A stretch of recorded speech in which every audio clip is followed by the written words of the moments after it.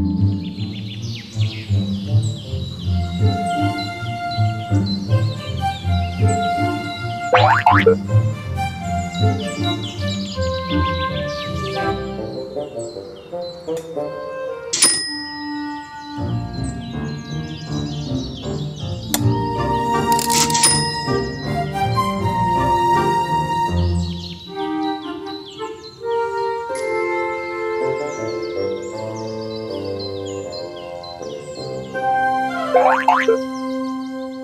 morning. It's Monday, May 27th. And this morning I want to talk about a situation in this country that has really shown me how bad off we are. And this involves a Supreme Court justice and his wife. And I'm talking about Justice Alito and his wife, Martha Ann.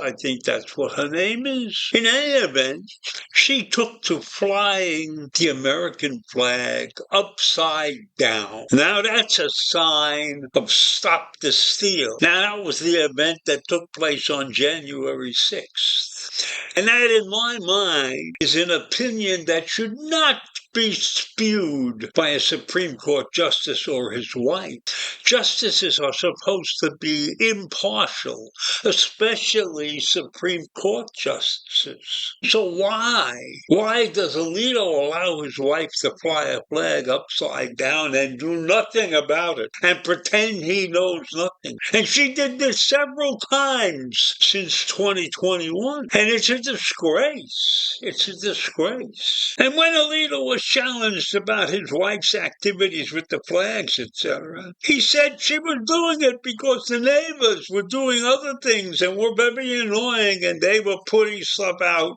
And this was her response to the neighbors. But that's no excuse. She's the wife of a Supreme Court justice. She can't allow herself to get sucked into some local problem and show her true colors to the rest of the country. Doesn't she understand that her husband has a job where impartiality is critical to his life, and you cannot expose yourself to that kind of criticism where somebody will look at you and say, look what they're doing, and he goes to court to rule on things? Doesn't this woman and Alito himself have any sense and understand the picture that he's painting of the Supreme Court? Obviously not. Obviously, this Supreme Court is no superior court in any way, shape, or form. This is not a true Supreme Court. And in reality, Alito was lying because at his vacation home, they did the same kind of thing. She put out crazy flags there. And there was no neighbor there to be challenged. So what is he telling us this crap about? It was a response to the neighbors. It was no response to the neighbors. It was her feelings and probably his feelings also. And if you have prejudicial feelings, which we all do, but you're a Supreme Court justice, nobody is supposed to ever find out about your prejudicial feelings. So Alito is a bullshit artist, a liar, and his wife is equally bad. And Alito's misconduct also brings into the game Chief Justice John G. Roberts Jr., who heads the Supreme Court. And he has authorities that he has to take action on. And he is now caught in what we will call an inflection point. Because if he does nothing, then he is complicit in the destruction of the court's reputation. Because spinelessness is a reflection of poor leadership. And we've had poor leadership on the Supreme Court many times. In fact, there's a case of Roger B. Taney, who wrote the majority opinion in the Dred Scott case. And he earned the title of the worst Chief Justice ever. Well, I can tell you right now that Robert is in competition for that title of worst Chief Justice ever. Because because he's got nothing done. And the code of conduct and the code of ethics that they were supposed to work on under his supervision has gone nowhere. And what is he going to do with Alito and Clarence Thomas and those who are in clear violation of what's expected of Supreme Court justices' behavior? No, Chief Roberts is a loser. And the Supreme Court, in my mind, has fallen way, way down in stature. Now, one would think that nothing can be done about the Supreme Court, but that's not true. There is a Senate Judiciary Committee chairman, Durbin, the Democrat from Illinois, who could do something about it, but he's been very lax.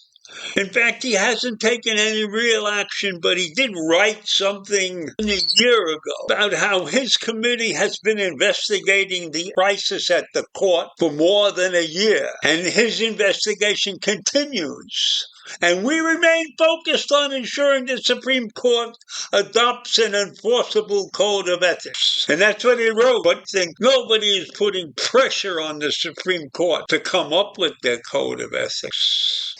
And so here we are in the middle of a judicial crisis that has no leadership, no one willing to take the responsibility of driving the Supreme Court in the proper direction and overseeing the actions of justices. And yes, they can write that Alito should recuse himself from a bunch of different cases.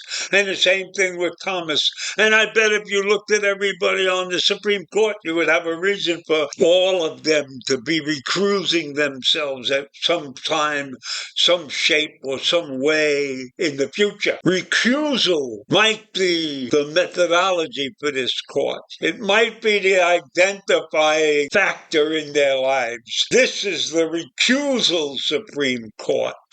How about that? That would be great for this country, where you couldn't get 9 justices who impartially come to a conclusion. Now, we all have a propensity to love something or be involved in something, but when your job requires a clear head and the ability to put everything aside and focus on the facts of the situation without your experiences clouding the issue, that's the way it should be in the Supreme Court. But they're human, and in some cases they're weak. And so I leave you with that this morning. The Supreme Court in a disgraceful situation. Have a great day. Bye.